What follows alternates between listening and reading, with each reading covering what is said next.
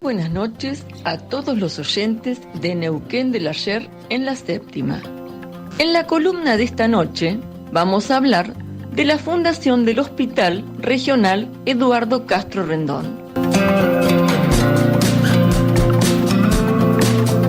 Un nosocomio que hoy, es decir, en la actualidad, es el de más alta complejidad de nuestra provincia, pero remontémonos hacia 1913. Pero antes de hablar de este edificio que hoy nos convoca, debemos decir que en sus inicios funcionaba en Neuquén Capital solo una sala de asistencia pública sobre calle 12 de septiembre, hacia el año 1913. Y para abordar el tema que hoy nos convoca, he indagado en diversas páginas web de historia de Neuquén, pero particularmente comencé por ver un video de YouTube de RTN, Radio y Televisión de Neuquén, donde se narra y se exponen imágenes sobre cómo y cuándo se emplazó este hospital en la manzana que abarca las calles Talero, Buenos Aires, Santa Fe y Alderete. Y al respecto de esta sala de primeros auxilios, la hija del doctor Castro Rendón cuenta una anécdota que podemos ver en este video del canal de YouTube de RTN y nos cuenta a los televidentes, por supuesto, la siguiente anécdota.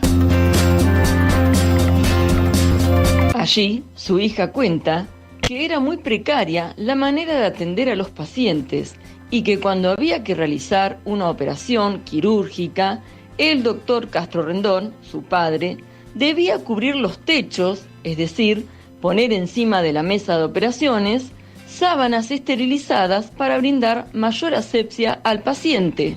debido a que cuando corrían vientos, recordemos que vivimos en una zona donde el viento está presente gran parte del año, los entretechos quedaban sucios, con tierra y arena, y entonces, de una manera artesanal, podemos decirlo, es que se instalaba la sala de operaciones, entre comillas, y allí se realizaban las intervenciones pertinentes. Por supuesto que con el correr del tiempo y el poblamiento paulatino de la ciudad, esta sala fue quedando pero mucho más que chica para la cantidad de pacientes o servicios que debían brindarse en la ciudad.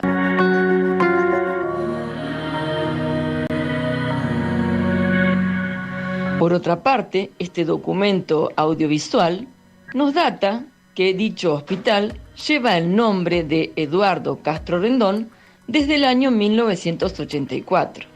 quien fuera su director durante 20 años entre 1926 y 1946.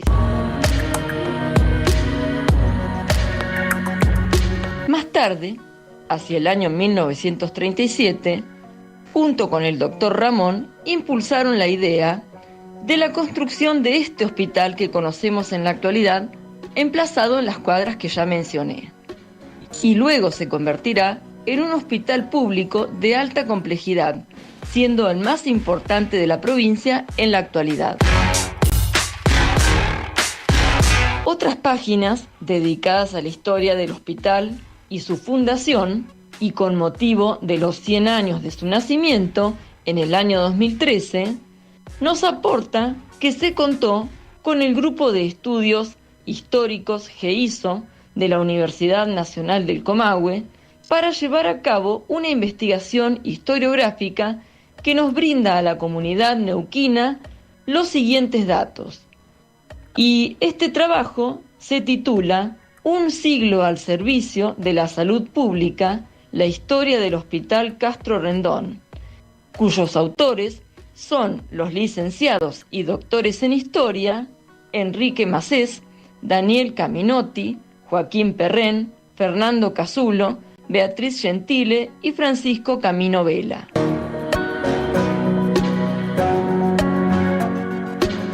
Este trabajo contiene 4 capítulos, pero aquí nos vamos a detener en el capítulo número 3, que habla del esplendor del modelo de salud pública que se llevó a cabo y se implementó, se desarrolló y fue creciendo a lo largo de toda la década del 70 hasta 1983 aproximadamente.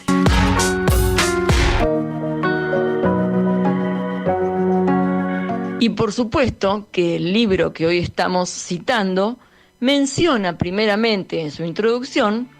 a la sala de primeros auxilios o de asistencia pública que funcionara en la calle 12 de septiembre y Laínez hacia el año 1913 como antecesora a lo que luego se convertiría en lo que ya dijimos también, el hospital más grande de la provincia. Por supuesto, aquí también se menciona lo inapropiado del edificio, ya que era una vivienda familiar alquilada, donde se contaba solamente con 15 camas y la atención que se brindaba obviamente era atención primaria, pero muchas veces, como la misma hija del doctor Castro Rondón comentó, se llevaban a cabo intervenciones quirúrgicas. Esta situación y la demanda que se iba generando cuando iba creciendo lentamente pero a ritmo sostenido la población de la capital neuquina, fue llevando a que con el tiempo se hiciera imperioso la construcción de un hospital mucho más grande y con todos los elementos que debía tener para la adecuada atención.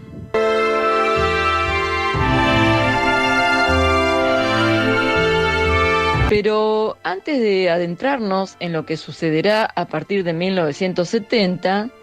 considero interesante destacar, sin polemizar por ello, que en una parte de este libro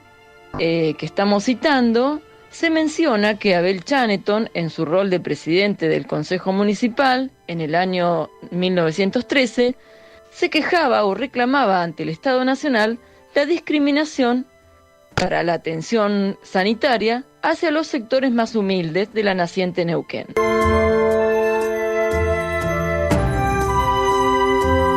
Y esto me pareció oportuno mencionarlo, ya que en una anterior columna estuvimos hablando acerca del compromiso social de Abel Chaneton,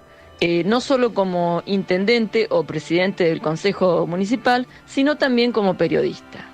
Y ahora sí, continuamos con lo que veníamos hablando hacia 1970 y la implementación de un nuevo plan o modelo de salud a nivel provincial.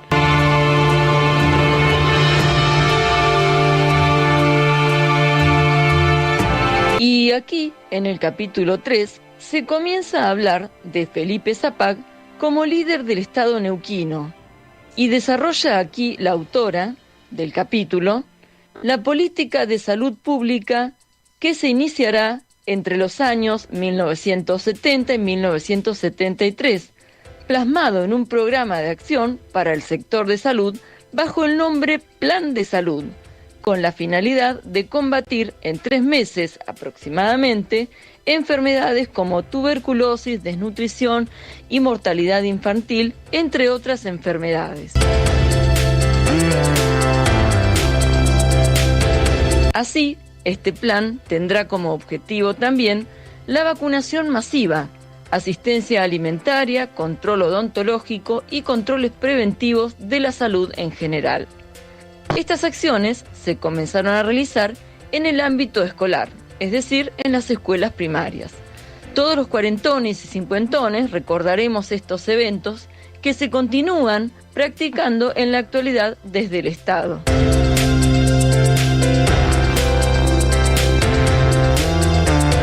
Es decir, entonces, que se comenzó a hacer docencia, a educar a la población en la prevención de enfermedades. Este plan de salud provincial incluía también la división de complejidad por zonas en la provincia y para ello se construyeron otros hospitales hacia el interior de la provincia. Este capítulo nos cuenta que se logró el descenso de la mortalidad infantil entre los años 1970 y 1974, Así, el hospital regional, como cúspide, tal cual lo dice la autora, del sistema público de salud, sufrió a lo largo de las décadas del 70, 80 y hasta la actualidad continuas modificaciones y ampliaciones con la finalidad de optimizar la atención y servicios en todo lo referente a la salud de los neuquinos. Y también nos dice este capítulo que la decisión política por parte de los gobernantes, específicamente de Felipe Zapac, de respaldar y financiar y gestionar el acceso a la salud, fue determinante para el fortalecimiento del subsistema de salud neuquino, también parafraseando a la autora del capítulo.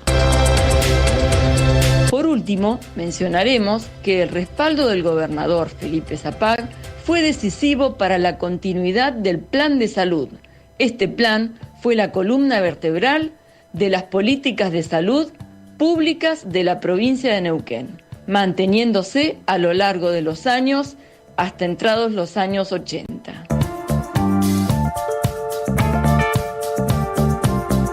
Y para cerrar la columna de esta noche, vamos a comentar la biografía del doctor Eduardo Castro Rendón. Así es que, según nos cuenta este muy completo trabajo realizado por el grupo GEISO de la Universidad Nacional del Comahue, que hemos tomado hoy como fuente principal de información, dice que Eduardo Castro Rendón había nacido en Lomas de Zamora en el año 1998 y que había cursado sus estudios de medicina recibiéndose en 1922 y que luego viajó a Neuquén desde Capital Federal y en 1926 para desempeñarse como director de la Asistencia Pública y Administración Sanitaria. Ese mismo año, nos dice el texto, había recibido una beca para perfeccionarse en Estados Unidos, pero renunció a ella para desarrollar su vocación de médico en estas tierras patagónicas. También nos dice el texto que fue un hombre recordado por su espíritu de servicio y compromiso con una amplia variedad de causas como el cuidado de la niñez, para abastecer de leche a los más pequeños. Implementó un tambo escolar, iniciando con 8 vaquitas criollas que llegó a tener 40 vacas holando Argentina. Las vacas las alojó en la cárcel local, pagándole a los presos un salario por su cuidado. Además, es recordado el doctor Eduardo Castro Rendón por haber sido el fundador de la Cooperadora Escolar Conrado Villegas, en la que llegó a alimentar a 200 niños con atención médica y odontológica, además de dar una serie de capacitaciones, contando con la colaboración de docentes de la localidad. Además, fue un hombre de una intensa preocupación social, llevándolo a actuar en diferentes instituciones y comprometido en causas tales como el patronato de excarcelados, vocal fundador de la Biblioteca Juan Bautista Alberdi, de la que mencionáramos su nombre también como miembro en columnas anteriores. Además dice que toda su vida se destacó por el amor al prójimo, en especial por los niños y los desvalidos.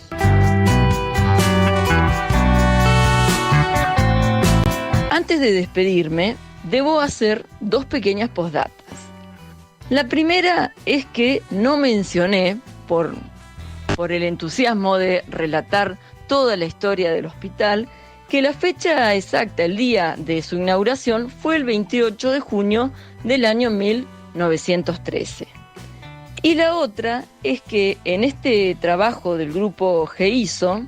se cita a historiadores conocidos de la ciudad de Neuquén, como son Mario Raone, Elsa Becerra, al escritor y periodista Ángel Edelman y a la arquitecta Liliana Montes Lefort. No quería dejar de mencionarlos porque son personajes que han sido importantes para el cuidado del patrimonio arquitectónico y cultural e histórico de la ciudad de Neuquén y de la provincia. Muy buenas noches.